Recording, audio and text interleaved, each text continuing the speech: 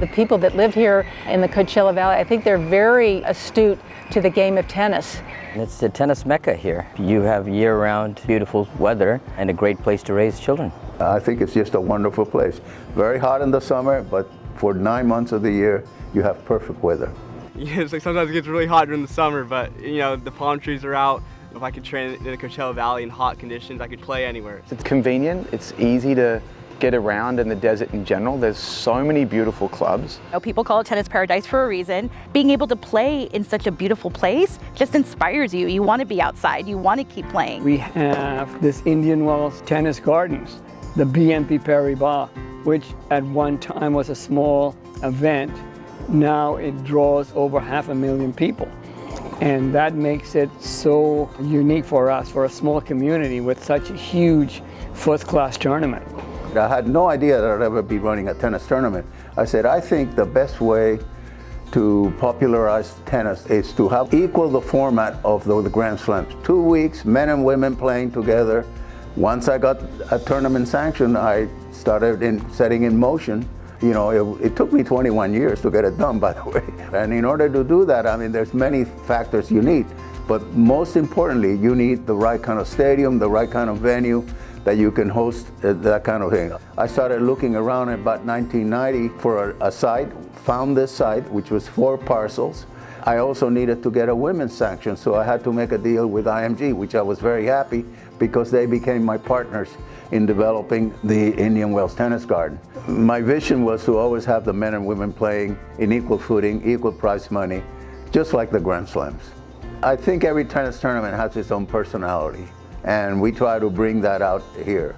Right now, the theme of this is tennis paradise, and that's very appropriate. That was a very, very good slogan. This is more than just a tennis tournament. It's an event that happens to have tennis in it.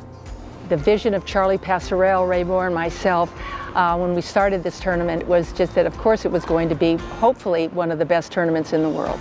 We were one of the first tournaments to start a Kids Day program where we let families come in with their kids free of charge, walk around, watch the players practice. We have all kinds of activities and programs, and it's a way to really popularize our sport with the young kids. You've got an amazing facility like this. It gives you an opportunity to go watch great matches and have kids realize what potential they have to be playing a tournament like this. One of the things that I am most proud of was being one of the founders of the NJTL, along with Sheridan Snyder and Arthur Ashe. The idea was not necessarily to develop the next Wimbledon champion or the next US Open champion. That's not what it was, to take tennis out of the private clubs and put them into the public parks and public areas where we could bring tennis to kids that never would have had an opportunity to learn the sport. And to this day, we have something like around 180,000 kids. But today, it's still the biggest grassroots programs in the country. And our mission is to develop around the country over 500,000 kids in 500 different chapters. But the Coachella Valley is one of the significant ones. So the junior programming at the grassroots level has really grown tremendously. A lot of the pros are spending more time to develop younger players.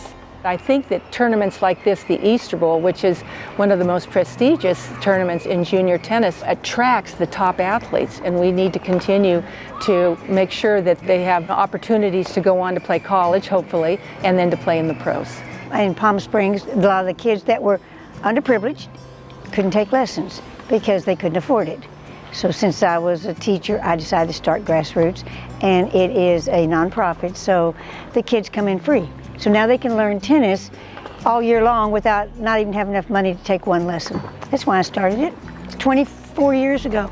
It's because of those programs that I even found out about tennis. If you have a family member or a friend that already plays, then you might play. But if you don't have that, then there's no other way for you to enter into this world. And without those grassroots programs, a lot of us wouldn't be doing this. It's just creating a sport where everybody could enjoy it, whether they have the financial means or not. I know for a fact that me growing up, I never thought I could make a living out of tennis or even do it for the rest of my life. And it's been a pleasure. I grew up in India where tennis doesn't get exposed. And I think that's the biggest quality of tennis, that anyone could do it. Tennis comes in so many different ways here in Coachella. My foundation, Love and Love Tennis Foundation, goes out to different areas, Desert Hot Springs, Cathedral City, Coachella, Mecca, and we try and bring tennis to the kids. Here we are in the Mecca of Tennis Gardens. It's hosting this week the Easter Bowl with all the top juniors, and of course that is what the kids aspire to. I'd like to see more kids try and come out, and we'd like to see more freebies for the kids to come out and be able to enjoy what is here in their backyard. So important that I was able to find so many good coaches out in the Coachella Valley, and starting at the Indian Wells Tennis Garden. They let me use their courts, and we had a wheelchair tennis clinic there a few years ago, and they've always been supportive of the sport, being in tennis paradise, and I feel like it's so special that I was able to grow up there. You know, Charlie's a huge inspiration for so many people. We're so proud of everything that he's accomplished. I've coached him when he was younger, watching him now go into the USTA development program and how successful he is with junior tennis. He's definitely an inspiration for this whole valley. For this year being the 50th anniversary of wheelchair tennis, it means so much to me. It's changed so many people's lives, and now we have a future in playing at the Grand Slam. So all of this is so special to me, and I feel like wheelchair tennis is the sport for miracles.